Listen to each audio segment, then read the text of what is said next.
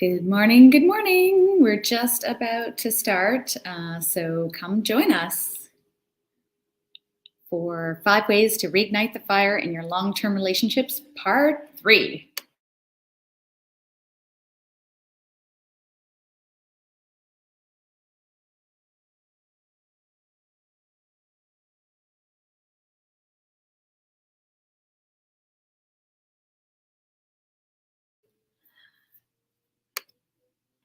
Good morning, Andre. Good morning. How are you today? I'm good. How are you? Good. Happy Monday. Yeah, to you too. Hello out there. Let's Talk Poly and TNA and our YouTube channel today too. So hi everyone. This is our regular Monday live spot, 11 a.m. Eastern. If you're joining us for the first time, or if you're just joining us, drop us your hello in the chat and tell us where you're joining us from. Mm-hmm.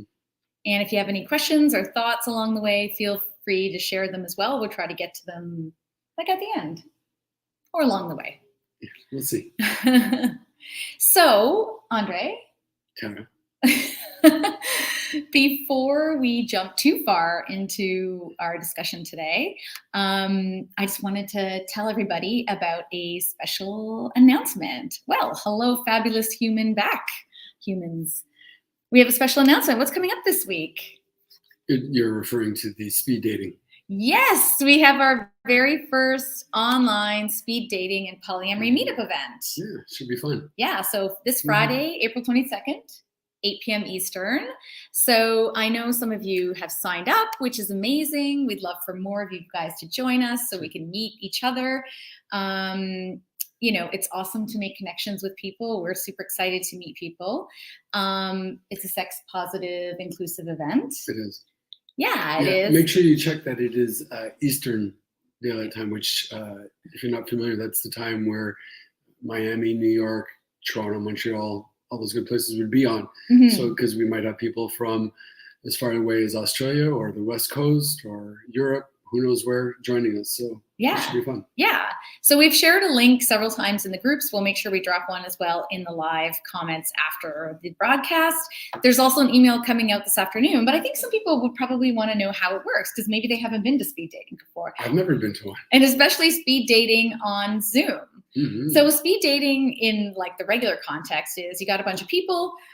Usually it's cis men and women in what I've experienced. And, one of the groups stays in one spot, sometimes the women, sometimes the men, and then the other ones circulate around.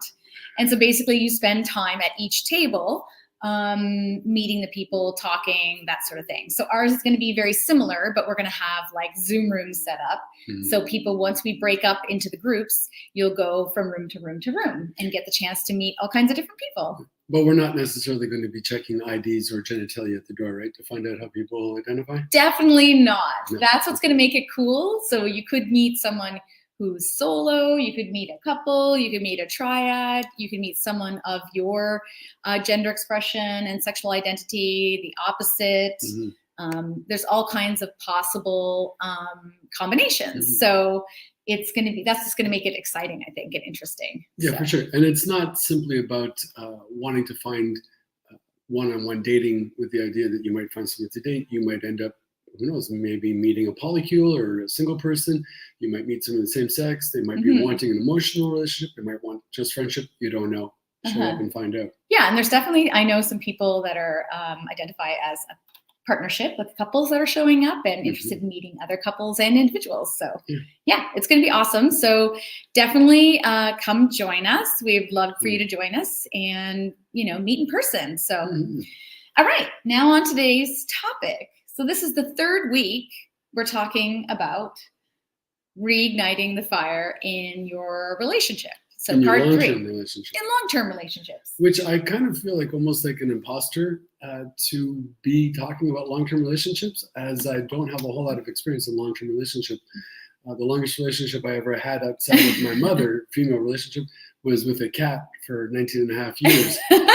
When things would get too sticky, too close, too much on that relationship escalator, I would find a way of killing them off or being killed off by them. So it's interesting that I should be this long in a relationship with somebody and not be talking about long-term relationships. But maybe it is actually really good to talk about it because in some ways it's uncharted territory for me. So we're learning as we go. Yeah, and I was just going to say that. I think that that's the beauty of it, is that we've been, experiencing this ongoing and trying things. And, I've been in some longer term relationships, but that doesn't mean I'm an expert. I know I'm probably an expert in what doesn't work, and which is why I think we've been making a special effort in our relationships to keep things exciting and hot and dynamic and that sort of things. But even we have issues too. Even we. Yes, experts. It's interesting though, because in the past, at about 2 years or 3 years, I would find it getting very stale, almost like having fish on the counter. It's been there too long and you'd want to get rid of it. And somehow, we've not been really hitting that. But I think also the expression of being open relators gives us the opportunity to not only go outside of ourselves, but to find those other stimulants and bring them back, inject some of that into it. So it makes it easier than feeling as though there's just that noose around my neck that keeps getting tighter and tighter. Yeah, like we get to experience ourselves both together and then also as an individual again. And so I think that's what's great about being open and polyamorous, is that you have that. And then you may be introduced to things that you're not, familiar with, or you want to try, but you're afraid to do, and that sort of thing. I don't know. Lots of opportunities. So here are the 5 things. So number 1, have some distance and spend time apart, which is what we just kind of talked about a bit. Number 2, which we talked about last week, was being present. Coming back together. Yeah, coming back together. So to have time apart, but then it's also important how you're in your relationship. Not just physically being there, being emotionally present. Yes. Yeah. So, we talked about being physically present, being emotionally present, and being sexually present. So all 3 things. That was actually I thought that was a really good live. So if you missed it, you should go back and watch that. So then this week's topic is interrupting patterns and routines, which we'll get to in just a moment. Number 4 is increasing sexual and erotic energy. That one's going to be pretty hot. Not that any other ones haven't been, but I'm kind of excited about what we're going to talk about for that one. And then number 5 is doing something different and taking deliberate effort. Yeah. So I think we're talking about in all these things taking effort, but we're talking about that extra effort in number 5. So as I said, we talked about the first 2 in the last 2 weeks. Having some time apart. We talked a bit about that just now, but what is that to you? What does it do for you? To have time apart from you? It's actually a win-win situation. Not only do I not have to hear from you or see your face again and again, or you or mine, but we also get to go out and experience other people and get the new relationship energy feeling from other people. And then we come back and then we seem less familiar in a sense. We're excited to see each other in that way. Yeah, because the thing about long-term relationships, and I think this is a known fact, is that it's the thing you want in those relationships. Security, familiarity, predictability are exactly the things that tend to dampen the desire, because you become known. You become too known of an element, and then there's that idea of becoming a we. Yeah, as much as I like chocolate ice cream, I think to have it every day would eventually kind of, I may not have the same level of appreciation for chocolate ice cream, whereas if I mix it up a little bit, I'm like, oh, chocolate again, that's kind of cool. Ooh, chocolate. And then the being present, which we just mentioned, and we talked about all last week, is like, having all those elements. So when you are together, having quality time and being fully present, like emotionally, physically, and sexually. And, sometimes that's hard as well. And so you also have to make an effort in it. So those replays are in the guides. And so now on to interrupting patterns and routines. It's a good idea. I already feel myself becoming, in some ways, resistant to it, right? Because, these patterns, while they may be automated, they may be routine, they may be stale, they may be a given, they are familiar to us. And the idea of going into the unknown very often is met with resistance. It's met with fear. What's going to happen? Why should I change it? This, that, and the other thing. So even though, and we see this in many demonstrations throughout our lives, even though we have an awareness that it's working okay, but it could be better, it doesn't lead itself enough to actually materialize those changes. For whatever reason, maintaining the status quo often is easier Like it's just fine. If I try this thing, what if I fail? You know what I mean? What if I don't get the thing I want? You know what I mean? I think sometimes people prevent themselves from doing the things that they want because they're scared about it. And so we end up doing the same things over and over again, but then and then expecting things to be different. Like if we do missionary position number 1 at 9:00 at night just before bed, that it's going to somehow magically become different and interesting again. If it's not interesting right now, maybe that is super interesting to you.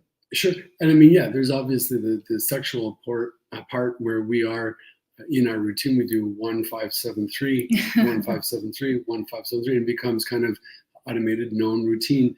But there's even the roles outside of being 1-5-7-3. We might find emotional roles for each other that we slot each other into, or that we go into, and we become automated with that. So, for example, we were talking about the division of household responsibilities here, and how we have facilitated and participate in these roles. But are they necessarily the best things for us? Maybe, maybe not. But do they become so automated that we kind of feel as like it's a given?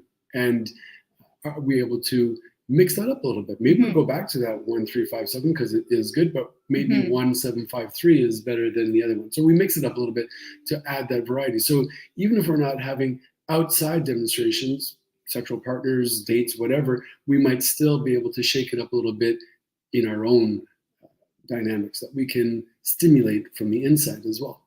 So you were talking about more than just like intimacy. You were talking about our everyday interactions, like who does the dishes, who cooks dinner. Sure. Who's going to bring flowers home?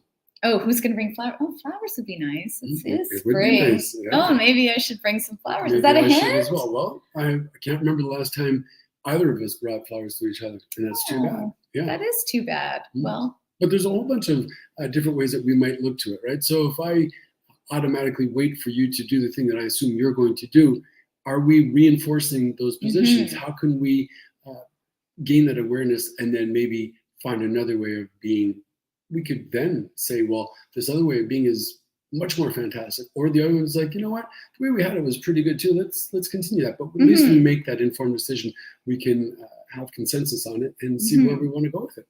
And may I share a little bit more about this morning? Let's go for it. Our lives are an open book. Let's hear it. Well, I think we probably seem a little more muted this morning than normal because I don't know. Okay, maybe. Let's go with that. So we're more muted. I don't know. Maybe we're not. Maybe I'm sensitive to it because I initiated a conversation, which now that information is out, I'm feeling uncomfortable with. So really, I think that's more about me than your reaction to it. Right? It's a bit of both. Okay. But what that one was about was, you're talking about the everyday of our everyday routines. And, I'm totally accepting responsibility for my part in enabling a behavior and in you. So, and then being resentful for it because you didn't do the thing that I decided I was going to do. So it's kind of an interesting contrast. And I think that happens, right? So in one way, I wanted you to do something, take more initiative in one area of our everyday life. But then again, I wasn't allowing you the opportunity to do that because I was taking it on because I was impatient or that sort of thing. So there was a bit of that. But then, like you said, then it builds up some sort of resentment. And eventually you have to say something. And then that sort of everyday thing can have you look at your partner in a different way. Like I didn't realize until I think we had the conversation that I was actually maybe a bit resentful about it.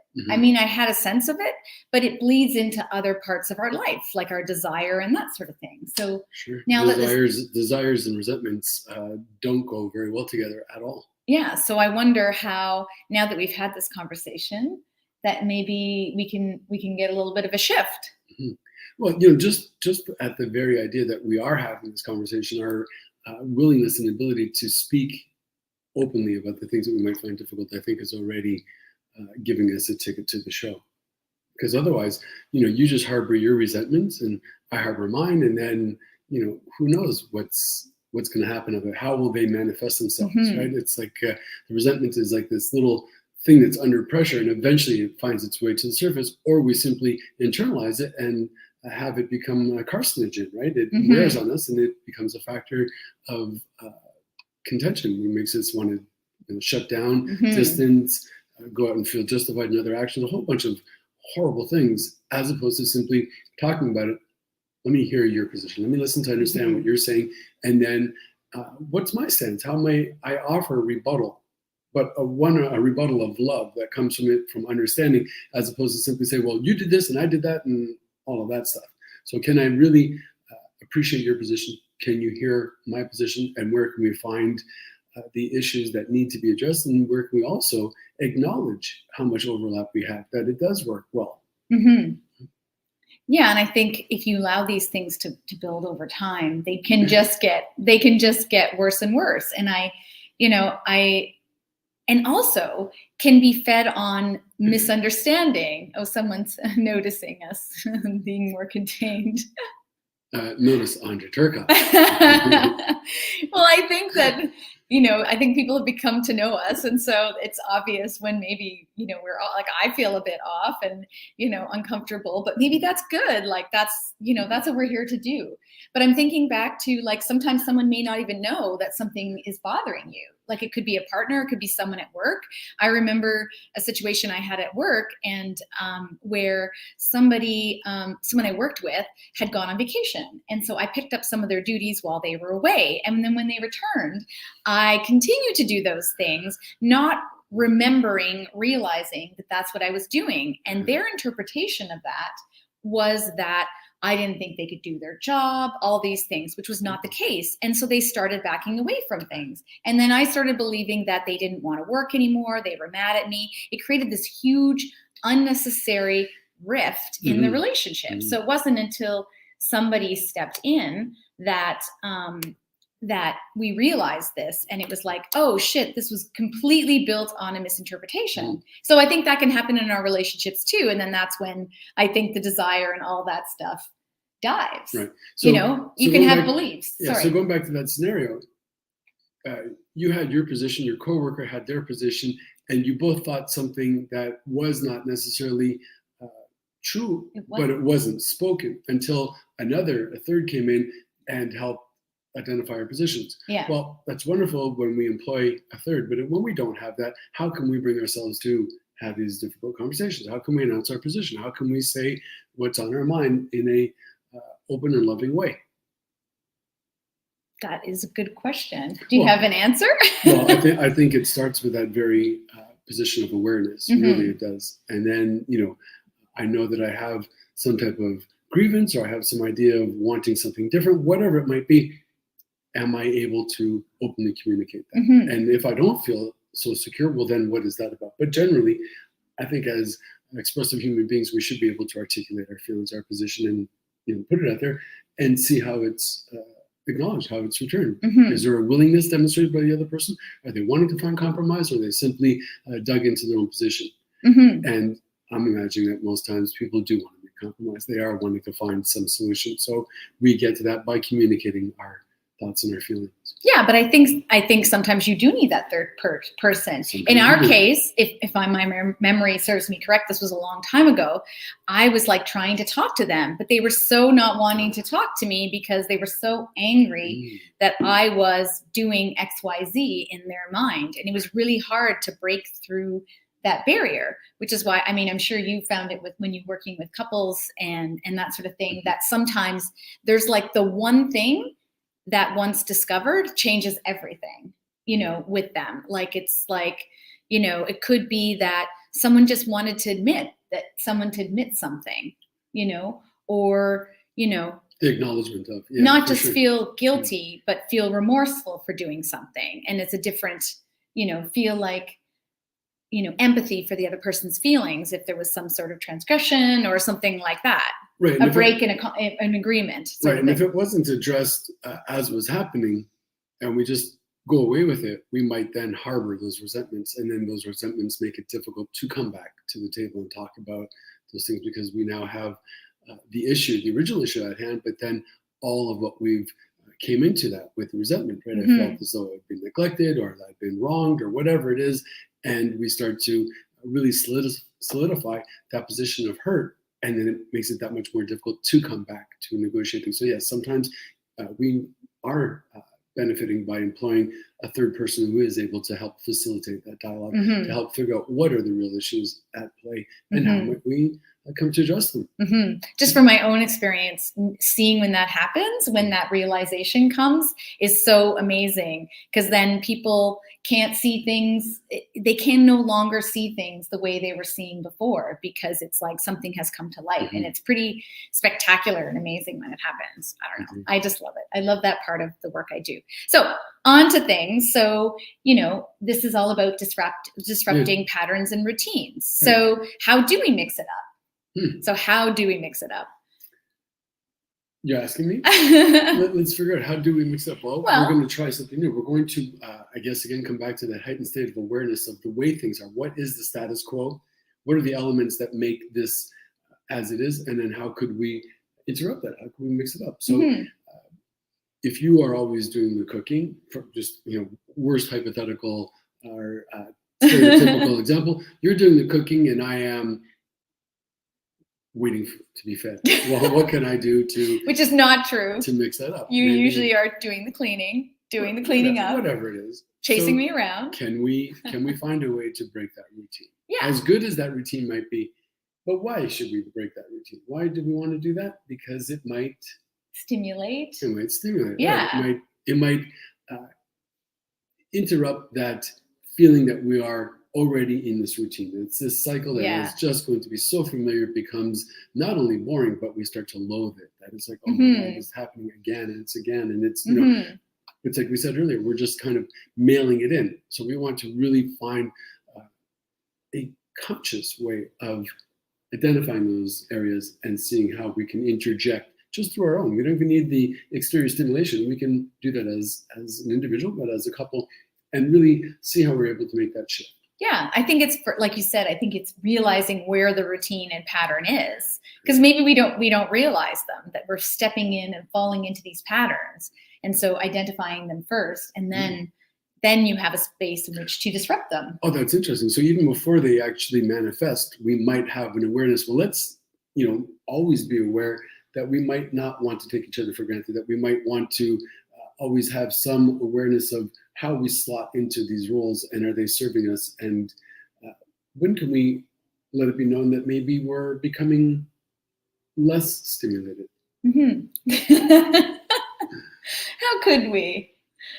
Well, we could have conversations. We could, but as I'm saying that, I'm wondering, like, what about the ego, right? That sense of like, oh, if I tell my partner that I'm not really into 1-3-7.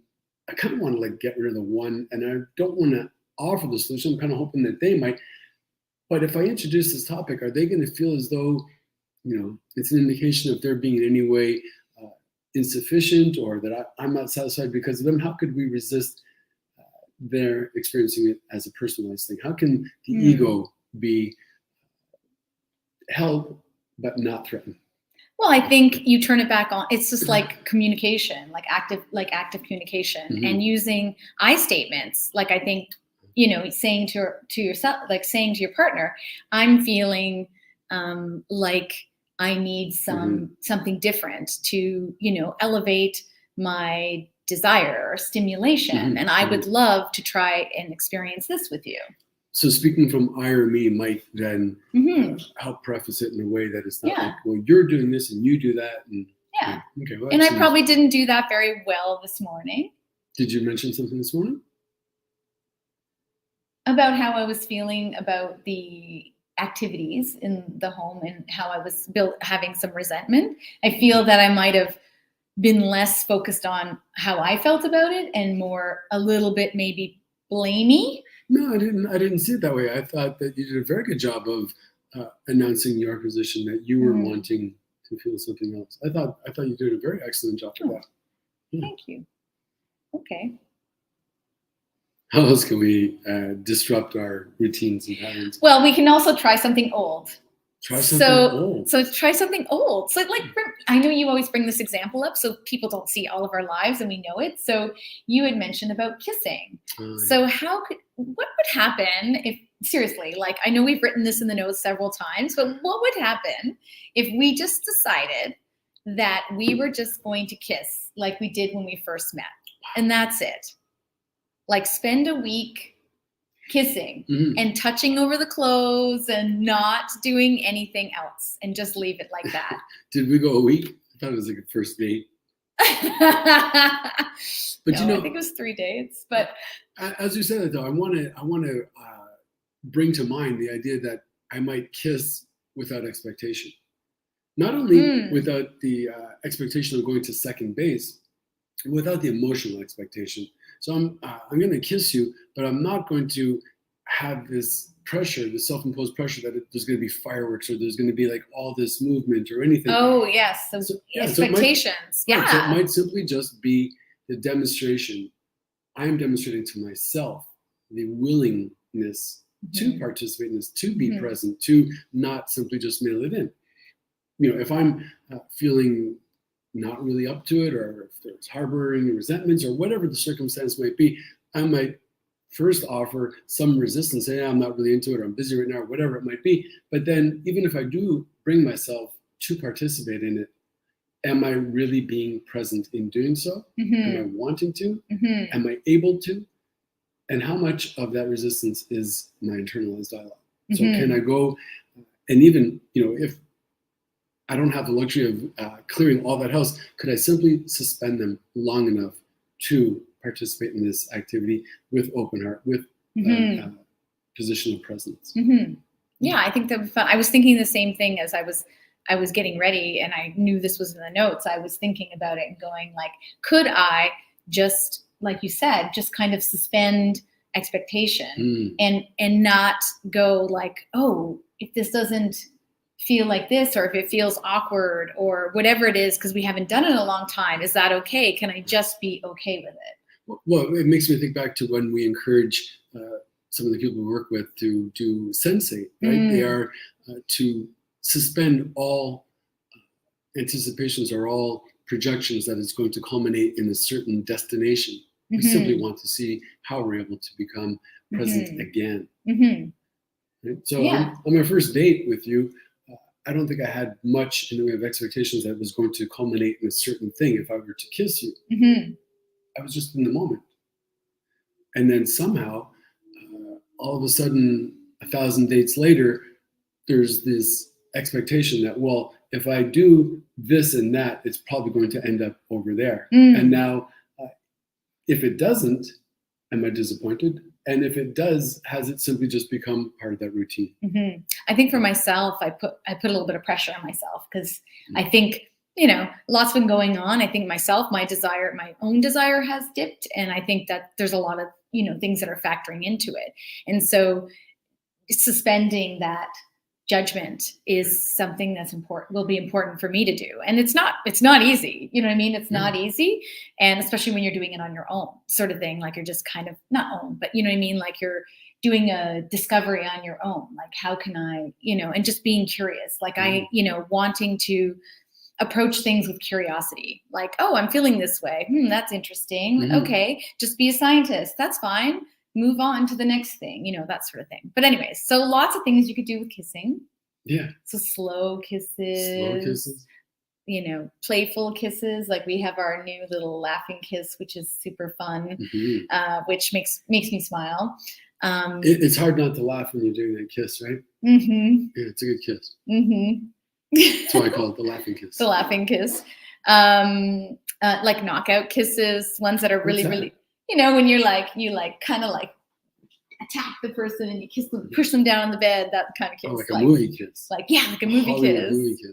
Yeah, that'd be fun. Try to do like one of those Hollywood kisses. I think those things are really fake. Like, it's like, I used to think, how do they do that? And the mouth open and all that. And when I started kissing, I was like, it's not like the movie. Okay, but so on that topic, a Hollywood kiss. And do you guys like Hollywood kisses? Well, for me, it's a lot like porn, like mainstream porn. it sets up this unrealistic expectation that, the wind's going to be blowing, the violins are going to be playing, all this stuff. I'm going to sweep you off your feet, and there's going to be such passion. It would be wonderful. But am I setting myself up for some level of disappointment in that? That's true.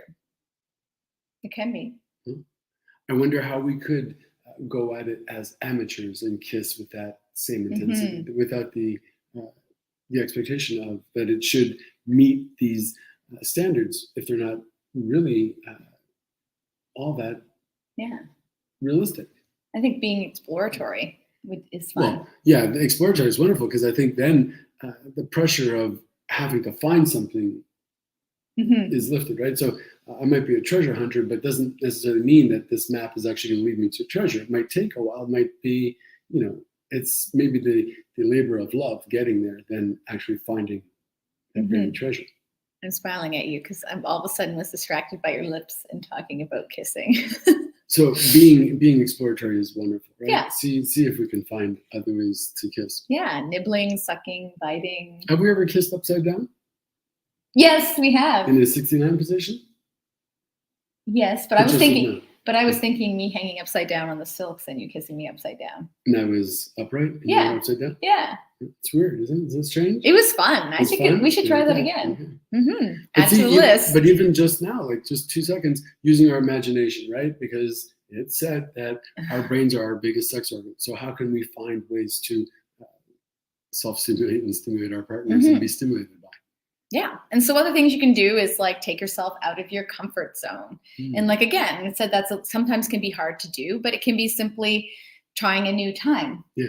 Taking yourself out of the comfort zone makes me think back to that earlier idea of how we've slotted ourselves or our partners into certain roles. And then to take myself out of that, I have such investment in your being what I want you to be. I project you into this role. Right? So why would I want to mix that up? Why would I want to change that? I can feel myself already becoming resistant to the idea, but there might be opportunity on the other side of that, right? So say, for example, I felt that you were better at being the admin in the relationship and I default to you.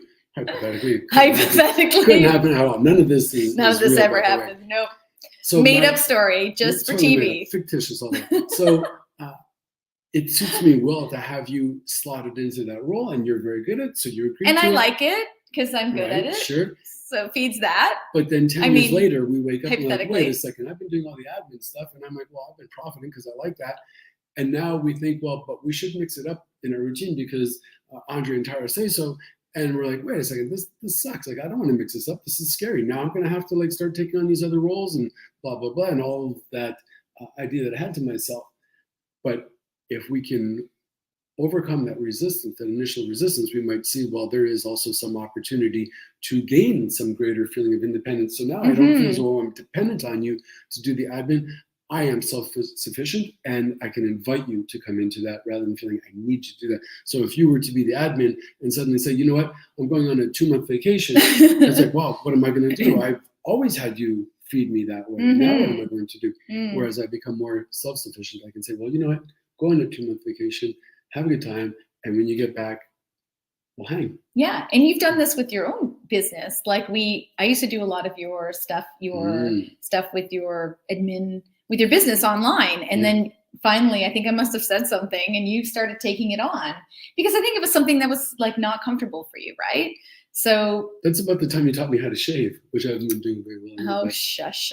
No, it's like raising a child. For me, it's like raising a child. I wanted to put you in that role because it served me. I was afraid to do it. And I would have probably held on to those fears. I would have wanted to maintain that sequence because I knew that it worked.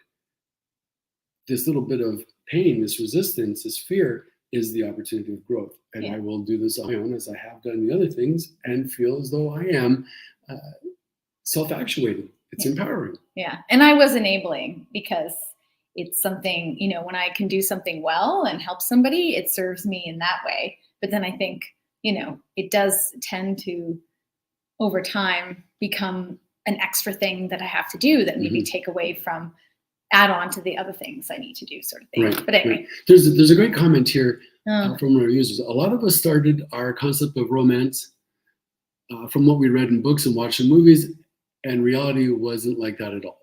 So we always thought something was wrong with us. And I think one of the things of those, when we get the instruction through porn or through Hollywood, they're never asking us, well, what do you want? Yeah. It never checks in with us. What would work well for you, and what of this doesn't seem so maintainable or achievable or desirable? Yeah. So the reason why I bring that up is because, again, how do we announce our preferences, our position, have those difficult conversations? How do we get any voice to say what we're preferring and not preferring? Yeah. So sometimes you just have to do it. Sure. So we talked about a couple things. So write our own script. Write our own script, yeah. So sometimes people like to look at pictures or read something erotic. I have some clients that said they started off, by reading, kind of naughty stories, and that helped change things and get ideas. I don't think that's something we've done very often. No, but I think I could do a whole live on just that idea of when we have sex or masturbate, how we might have our go-to, right? So I might always fantasize about this kind of thing, or I might always use that kind of toy. So what's wrong with that? Well, there's silence. In theory, there's nothing wrong with that. Yes, but if it becomes some form of dependence, if I feel as though that is the thing, well, then would I be well served, not only for my partner in my relationship, but for my own, if I'm able to look at that and possibly recalibrate it so I don't feel as though I have to have that thing in place, but that I could have that thing in place. Yeah, exactly. Exactly. So I think we talked about trying a new time, trying a new place, everything but penetration. That sounds fun. Dress differently. So this is a good one, because I think one of the patterns people get into, especially if they're nesting partners, is they get home from work, or if they work from home, they're wearing their nice clothes, and then it's time to spend time with their partner, and then on goes on the track pants, which, as we know, I mean, some people find them sexy, but they're also may not be, What about dressing up instead of dressing down for a change, to change things up? Yeah, I wonder if symbolically what that really says is I'm seeing you, I'm making a gesture because I want to feel good about myself, but I also want to show you that I am kind of fluffing my feathers a bit. I'm wanting to show you that, peacocking. Yeah, exactly. The peacock makes this display and says, look at how I've demonstrated for you. Yes. Won't you find me attractive and come over and nest with me or play with me or have eggs with me or whatever it is we're going to do? Yeah. Cool. Yeah. So try and do something to interrupt that pattern. Yeah. Catch yourself.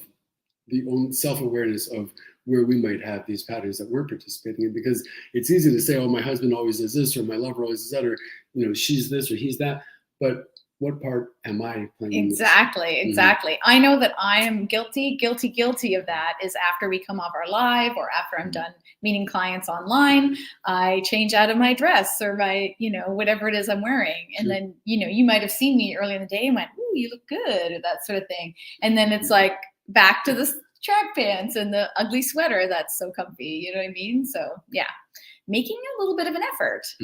So doing something fun together that's maybe a little different, maybe our speed dating. That's sometimes fun to change something up. That's could be putting yourself into some uncomfortable situation, but also meeting new people. Yeah. I like the other day, we got an invite to go to somebody's birthday, and it was at a casino. And we had a date with somebody before that. And by the time the date finished, I was kind of like, you know what, I'm tired. And left to my own devices, I probably would not have gone. But you energized me and said, well, let's challenge ourselves. Let's go outside of, the norm of going to bed at 10 o'clock on a Saturday night.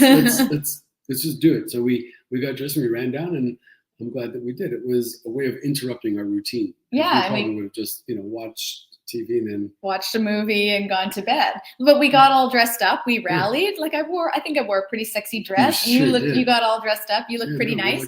So then I got to watch you interacting with just talking with people in another environment. That's fun. And for me, that raised my excitement. I mean, I think I saw you work in the room. It was dynamite. I was not working in the room. Totally.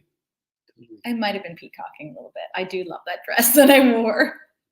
Doesn't it have feathers and things on it? It has some sort of fluffy sleeves. I think that's what it's for. Anyways, It is kind That's of a what it's peacocky. for? Even though it's all black, it's very peacocky, I think. I think you can't help but miss it. Mhm. And we were actually trying to find the friends in the bar, and I didn't know them. So we were walking around, and the girlfriend said she noticed me because she noticed my dress first.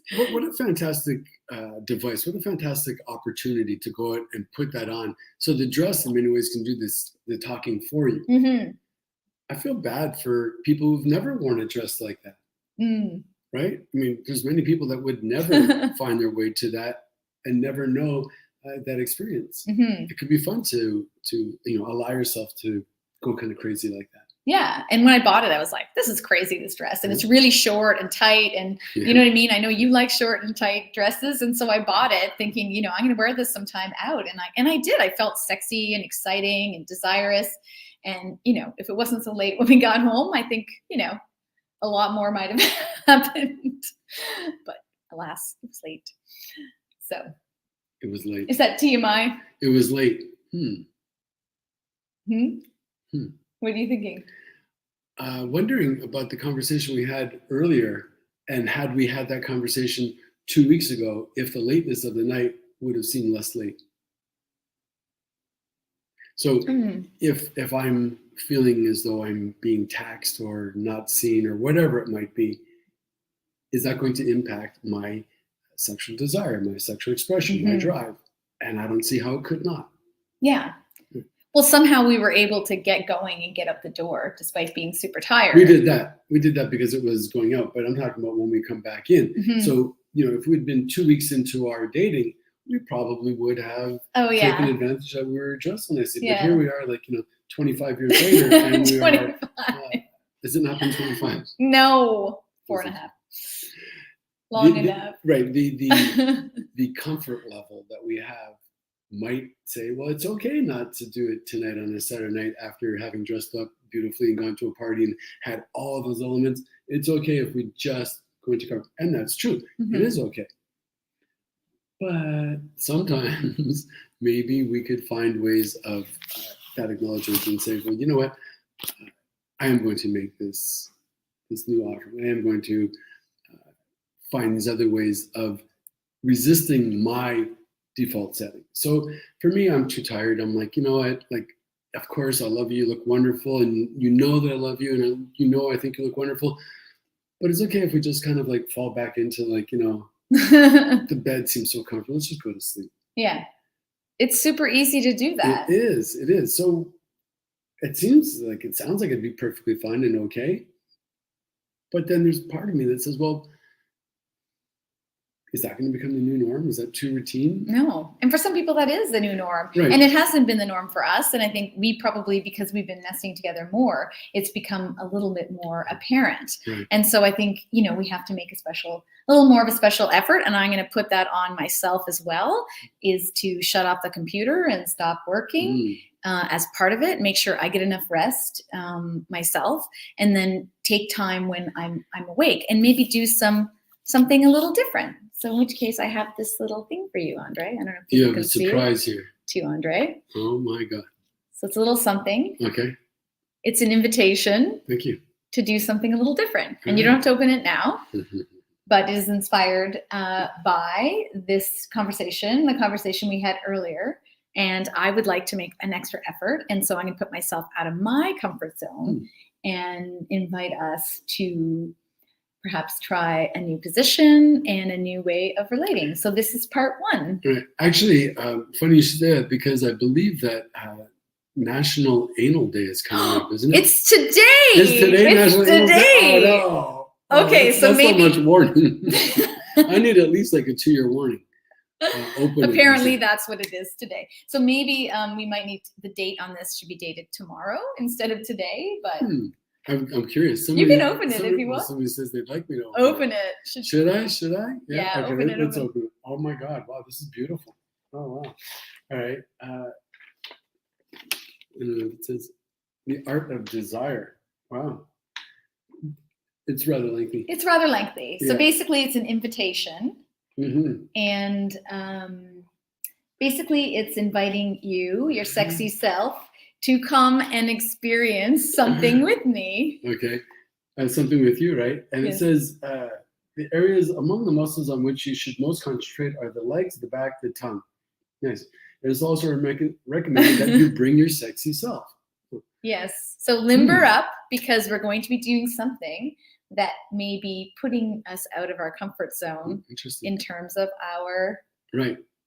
positioning. Bringing my sexy self, I immediately think about the beginning of this conversation, and will I bring myself free of baggage, or will I be lugging my resentments with me?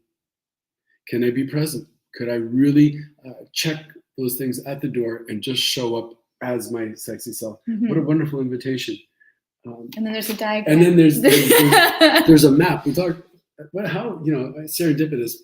We spoke about the hunt. You didn't know I was doing this. No, not at all. Sent for the hunt for treasure, and it even comes with a map. Have we seen this? Is that? Yep, you can see it. That's fantastic. fantastic. The She-Wolf, 141. Did you draw that? Look at this. This is frameable. I might have cheated. I might have found it on the internet. Wow. But in the instructions, for me, this is part of a book called 52 Invitations to Great Sex. I've had it for years. It's good. I mean, it gives you some idea. It's not going to, transform your life. But well, it might. How do you know? But the fact that I've had it for years and there's still several unopened, although I got this in other like I bought this for myself when I was in other relationships, obviously thinking that something was not going well, and yet look, the invitations remain right. But what's interesting is that you say it's not going to transform it, and here you bought it in a relationship and hoping that it might have some change, and yet many of the pages have never been opened. Yeah. So we had the idea, we'll try something new, but are we really going to participate? Are we actually going to follow through with it? Well, that's the thing. I think we have to have our own desire to follow through. And in the case of this one, there's partner activities. So your partner can open one set, you can open one set. So it goes back and forth is the idea. And I think there wasn't the back and forth, or there was a discomfort. Even myself at the time when I bought it, when I would see the little, because you don't know until you open it what's inside. And you're like, ugh, like what's going to ask me to do that's super uncomfortable? Isn't that amazing that our reaction should be, oh, what's going to do? It's going to be uncomfortable, as opposed to, wow, that's going to be so much fun. Yeah. So I wonder, though, what informs that position? Why should we go from, wow, it's going to be so much fun, to, oh boy, I wonder what's going to ask me. Like, does that mean I'm going to have to, fluff myself? It's a porn term. Should we ready ourselves to be real participants in it? Is that going to feel too taxing? Yeah. But it comes back down to the earlier idea of one of the components is taking that action. Right? Taking the action. In theory, I buy the book. I think, it's great. I'll even call these guys and maybe set up an appointment. We'll talk about it. But am I going to do the work? Am I going to take that action? Am I going to really put my money where my mouth is? Yeah, because there's tons of free videos, there's books you can read, there's all kinds of, you can Google all the things and find the positions, but you got to actually do it. Right. And I think that's why when we were thinking about what program we might put together for people, we thought about our erotic exotic staycation transformation, because you can leave that into our hands. You basically have to show up, but with a willingness to get outside your comfort zone. Right. But we've decided what the things are. Love myself. We've decided the things that we think would be great for you to do. And then we tell you what to do, just like this. And then you got to show up and do it. Right. So there's a bit of accountability associated with it. So we're going to help address some positions of resistance, but we want you to show up and take the action. And the first action is by showing up. Yeah. So I'm going to accept your invitation, and I'm going to try and show up in my loving, authentic self, and I'm going to see if I'm able to suspend all the things that don't belong there at that moment. I'll check them at the door. And me too. Mm-hmm. Yeah. Give it a shot. So if you want to up-level your sex, pleasure, eroticism in your relationship, and you want to do more than just buy a book, you can join us on our erotic exotic staycation transformation, 12 sexy dates, reflections, fun, excitement, and accountability. Yeah, that's good. Yeah, because I think even ourselves, when we come home Saturday night and we say, let's just watch a movie and go to bed, we are postponing it, Mhm. right? And it's like, yeah, we'll do it tomorrow. We'll do it tomorrow. And it's like, well, tomorrow never happens, as Janis Joplin pointed out. Mhm. And on a sort of sad note, but I want to acknowledge that our friend Syme, who is a active member in this group, died very suddenly. So I always want to tell him that I loved him, but I never did because, you know, it's weird for guys to say I love you, yada, yada, or me to say it to anybody. I have my own considerations, but I delayed it, and I delayed it, and I delayed it, and now. So let's the moment, not getting too, not getting, we don't, but see the moment. Let's tell each other that we love each other. Let's make expression and room for that, right? I'd like to do that. Yeah, I'd like to do that too. So I love all of you, and I love you, and I love myself, and let's. I love all you. Let's go to it. Thank you. Thanks everyone for coming and listening to us. And well, we got there. Somehow. Have a fabulous Monday. And yeah, let's keep talking. Love to hear more comments in the chat and join us for speed dating. Yay. See you Friday. Bye. Bye.